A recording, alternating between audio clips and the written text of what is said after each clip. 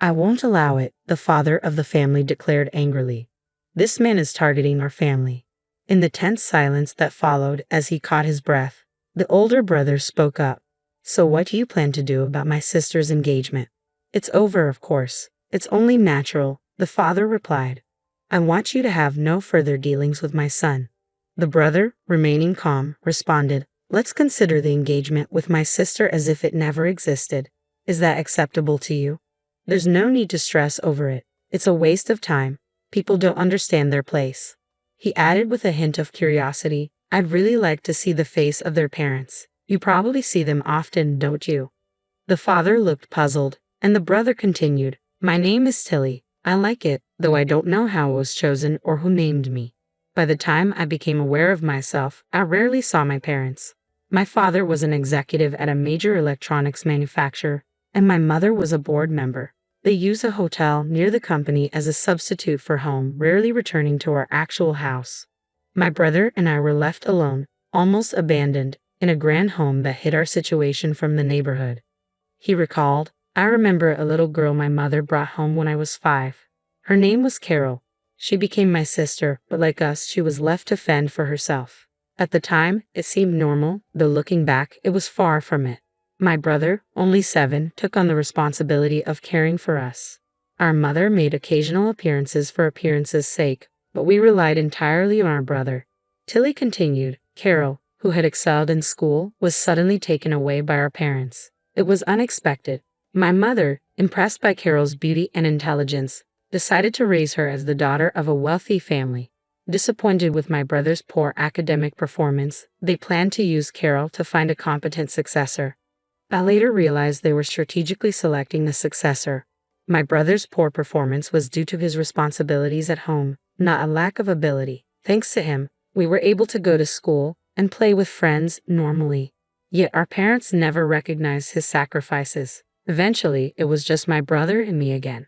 By the time I graduated from middle school, we received a notice that the enrollment fee for the private high school I intended to attend hadn't been paid. I have no intention of spending money on an incompetent child, my mother told my brother, and she stopped providing financial support shortly after. My brother, having anticipated this, immediately withdrew from his own high school and began homeschooling me. He started working at a company I had never heard of and used his earnings to cover my enrollment fee. From then on, he was my sole supporter. Determined to make the most of his sacrifice, I studied diligently and managed to earn a scholarship to university. Maintaining my grades was crucial to lessen the burden on my brother, so I balanced a busy schedule of part-time jobs and studies. My social life was minimal, but as I neared the end of my studies, I suddenly found myself with friends. Throughout school, I was serious about my studies, keeping meticulous notes to make the most of my limited time. Some classmates, recognizing the quality of my notes, began approaching me for help. I found it amusing and perplexing to see people who only appeared around finals asking to borrow my notes. They became so popular that they were often not returned, and tracking them down was a hassle. Often, I didn't even know who had them until I finally got the names, which were usually unfamiliar.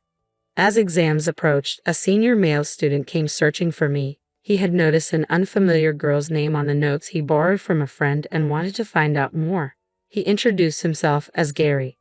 I was surprised to see that Gary's name was different from those of my friends. With the finals approaching, I asked, "Are you okay?" "I usually study a lot, so I should be fine," he replied with a reassuring smile. "But it's nice to have the chance to review. Thank you." At that time, I didn't realize Gary was a popular senior among both genders and the son of an executive at a well-known company. "I'd be happy to borrow your notes again," he said, still smiling. His charm was undeniable, and even after learning about my background, he remained unchanged in his attitude toward me. It seemed that Gary liked me too. We began to greet each other during lectures and eventually started attending classes together. Our relationship grew, and we started dating. Despite being surrounded by people who flattered him due to his popularity, Gary was deeply concerned about the pressures of his parents' expectations and the envy that came with potential job offers through connections. I wasn't concerned with social appearances or pretenses, which seemed to give Gary some relief.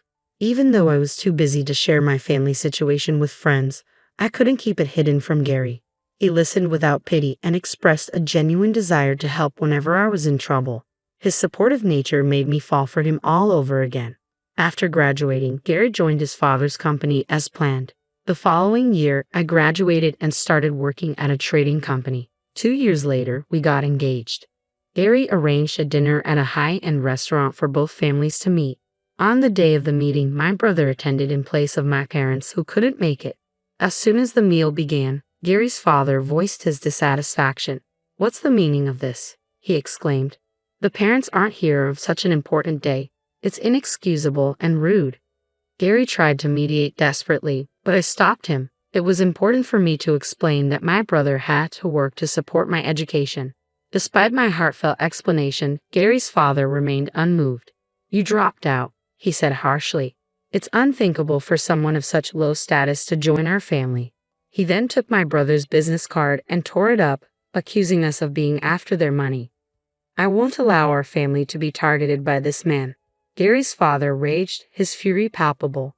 Amid his anger, my brother remained calm and during a brief silence, finally spoke up. "So what do you intend to do about the engagement with my sister?" "It's off, obviously. I want you to have nothing more to do with our son," Gary's father responded sharply. Both Gary and I were taken aback by this unexpected turn of events. My brother, however, remained unflustered. "There's no need to insist," he said coolly. "It's a complete waste of time. People don't understand their place. I'd really like to see the face of their parents." Gary's father looked puzzled. "You're always looking at them," my brother added calmly, which only confused Gary's father further. Regarding the broken engagement, my brother continued, "I'll convey it directly to Carol Smith. You've met Carol a few times, haven't you?" Gary's father was visibly shocked. "Carol? You mean Carol Smith? You're related to her?" "Yes," my brother revealed. "Carol is my sister." Gary's parents went pale at this revelation. "So you're the president's son who went missing?" Gary's father asked, astonished. My brother responded with a rueful smile. "That's how they know about me. The company where you and Gary work is run by our parents." Though this coincidence was surprising, it was not as shocking as discovering my connection to Carol after so many years. I was left wondering why my brother needed to relay something to her. He continued, "Tilly, I'm sorry. There were some things I had been keeping from you. I thought it wouldn't be a problem if the engagement went smoothly. Actually, there had been discussions about an engagement between Gary and Carol, which neither you nor Gary knew about." I was stunned by this revelation. My brother's story was not yet over. In fact, I had been in contact with Carol recently, but only for business-related reasons, he added. "I couldn't tell you about this earlier," my brother began. "Carol mentioned that there was a marriage proposal. According to her, during their communications, she discussed the engagement, which was supposed to be with Gary, the man I was initially set to be engaged to. I had suspected that Gary had moved on to another woman, but upon Carol's investigation, it turned out that this engagement was something our parents were orchestrating behind the scenes. Carol had independently obtained this information, but there had been no formal notice of engagement from our parents. It appears Gary was not informed about this arrangement and likely did not know about the double booking. Thus, my brother and Carol concluded that the engagement between me and Gary made the most sense given the circumstances. So, under these circumstances, it's reasonable to call off the engagement between Gary and Carol, right?" My brother said, offering a gentle smile to Gary's father. "The matter with Carol should be irrelevant. It was decided among our parents after all. You were the one who mentioned calling off the engagement with my sister, or are you implying that Carol isn't my sister?" "No, that's not what I meant," Gary's father stammered. "Let's have Carol inform our parents about this discussion. Since the engagement was arranged by them, it shouldn't matter if we, the children, choose to ignore it. As for the engagement between Gary and Tilly, I'll leave that decision to them," my brother said calmly. His tone was peaceful, but to Gary's father, it might have sounded like a threat. The shock on Gary's father's face grew as he processed the implications. "You've repeatedly said you wanted to sever ties with my family," my brother continued. "This means I can only interpret this as a declaration that you don't want your company involved in the crucial line construction project I'm pushing forward," my brother said firmly. "What line construction project?" Gary's father asked, taken aback. He scrambled to pick up the torn business card of my brother. Upon seeing the company name on the card, his face turned even paler. After dropping out of public high school, my brother had started working at the core holding company of a trading and logistics group. This company was a key player in the group, focusing on internal operations and not widely known outside the industry. Through his hard work, my brother had caught the attention of the president, received a de facto handover from the outgoing president, and made significant contributions to the company's expansion. Currently, I support my brother at the same company using the language skills I acquired at university. The line construction project my brother mentioned involved prioritizing the supply of industrial materials, particularly those based on semiconductor materials, to our parent's company. Initially, the performance of the partner company was subpar, and while my brother might not have been personally invested in their proposal, he handled it with a professional approach. He always took his responsibilities seriously and considered all aspects, including Carol's role. It was unexpected for my brother to find Carol in a key position for this project. After graduating from university, Carol had joined our parents' company and risen to a business executive role, having excelled academically. When they reunited after a long time, Carol and my brother exchanged information and identified several issues. One of these was the overlapping engagements with Gary, which had already been resolved. The other issue was related to the pipeline construction project. For my brother, this project was crucial for proving the integrity and reliability of the supply chain. Before the founder and benefactor of the company retired, he aimed to ensure both peace of mind and continued business growth. To achieve this, he wanted to evaluate the operational capabilities of the partner companies and, more importantly, the qualities of their executives. Carol, who had grown into an intelligent and virtuous person, might have influenced our parents' approach to handling people or even contributed to their personal growth. My brother used his business acumen to objectively assess the situation, turning our engagement meeting into an opportunity for evaluation. Our parents showed little interest in the meeting and made no effort to get to know my partner. The true nature of Gary's father became clear through his behavior towards subordinates and the increasing gossip about him.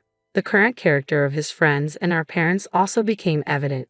Gary's father, realizing the gravity of the situation, said, "If that contract is lost, our company will forfeit $500 million in sales." He apologized profusely. My brother calmly responded, "As you wish, we shall not meet again." Before standing up, Gary took my hand and we rose to leave. Whether his whisper, "Let's leave them and get married," reached his paralyzed parents is uncertain. Afterward, Gary and I married, and he severed ties with his parents, leaving the company. He is now supporting my brother and contemplating starting his own business. I am committed to supporting him in this new venture. Our parents' company, burdened with debt, faced imminent bankruptcy. Executives resigned one after another, including Gary's father. Our parents, who had once claimed the honor of raising us, showed up at my brother's house. He repaid a small amount of child support and then cut off ties with them. I decided to follow his example. Surprisingly, our sister Carol took on the challenge of reviving the nearly bankrupt company. "I can't abandon the future of our employees," she declared with the resolve of a business executive. My brother and I pledged to support Carol with all our might. I am now living in the house where I grew up with Gary. My brother renovated it and gifted it to us. We are expecting our small family to grow soon, and I am determined not to neglect raising our child.